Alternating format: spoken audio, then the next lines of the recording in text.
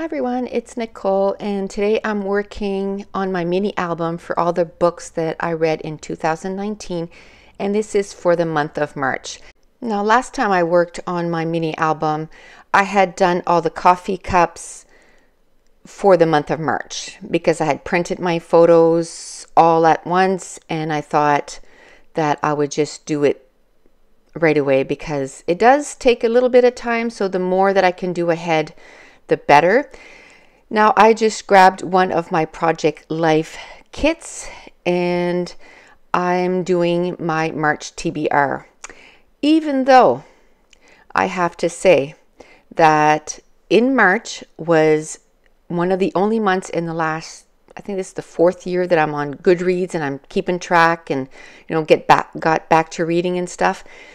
This was the only month that I did not physically give myself a TBR. I thought, you know what, I'm just going to grab stuff off my shelf whatever I feel like reading. Well, that was probably one of the worst months that I've had in 3 or 4 years, because instead of picking something up, I was just like, I don't know what I want to read, and it would take me forever to decide on books to read.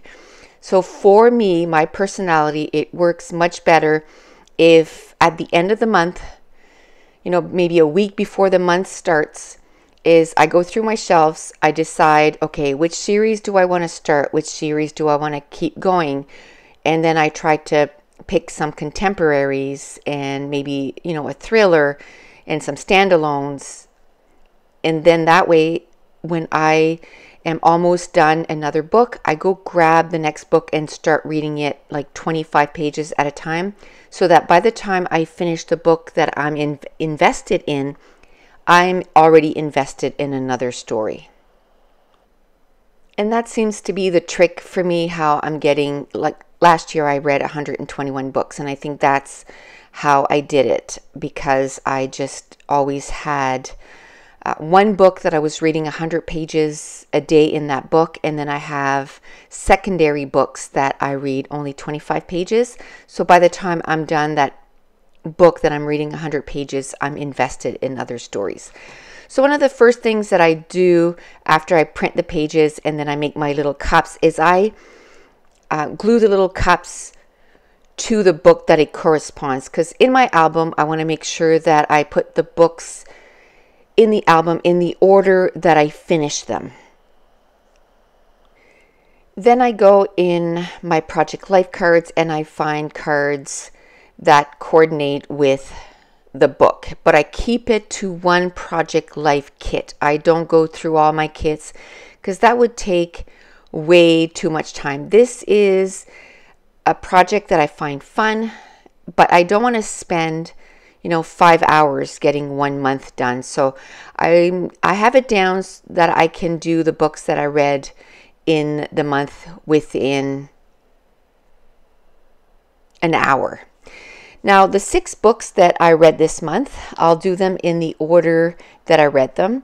The first one is called The Hearts We Sold by Emily Lloyd Jones. And this is a young adult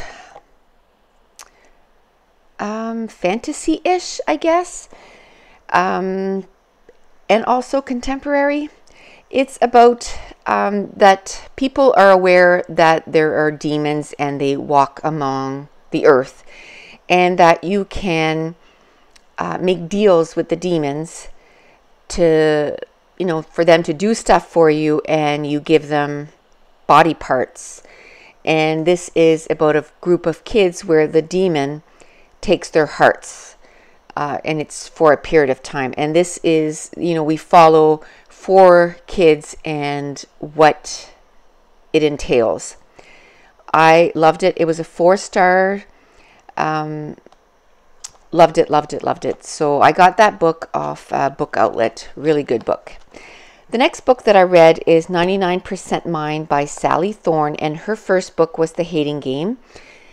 And I know a lot of people did not enjoy this book. For me, it was almost a 4-star read. I really enjoyed it. I kind of understood why the main character why she was the way she was, because she has a heart condition, and the whole time she was growing up, she always felt left out.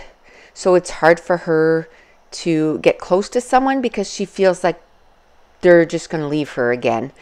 And the protagonist, male protagonist, Tom, absolutely loved him.